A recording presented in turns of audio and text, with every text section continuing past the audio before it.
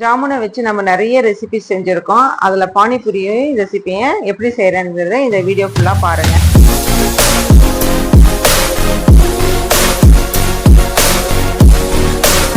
இன்னைக்கு நம்ம ஜாமுன் வச்சு பானிபூரி செய்ய போகிறோம்.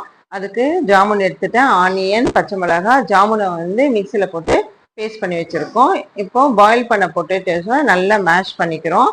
மேஷ் பண்ண பொட்டேட்டோவில் நம்ம green chillies, onion, red chilli powder, chaat masala, நமக்கு அதாவது உப்பு, அதுக்கப்புறமா ரோஸ்டட் ஜீரா பவுடர் எல்லாம் போட்டு நல்லா மேஷ் பண்ணி வச்சுக்கிறோம். இப்போ இந்த மேஷ் பண்ணி வச்சதில் நம்ம பூரியில் ஸ்டஃப் பண்ணுறதுக்காண்டி, சரிங்களா? இந்த காலா ஜாமுன் சீசனில் தான் வரும். இது ரொம்ப டேஸ்டியாக இருக்கும். இப்போ அதை நம்ம பேஸ்ட் பண்ணி வச்சுருந்தோம் இல்லையா, அதை ஒரு பவுலில் போட்டுக்கிறோம். அதுக்கப்புறம் நல்லா கூலிங்கான வாட்டரை அதில் மிக்ஸ் பண்ணுறோம். அதில் போட்டுட்டு அதுக்கப்புறம் அதுலேயும் ரெட் சில்லி பவுடர், சால்ட்டு, அப்புறம் காலா நமக்கு, roasted jeera powder, chaat masala, green chillies slit பண்ணி போட்டிருக்கேன்.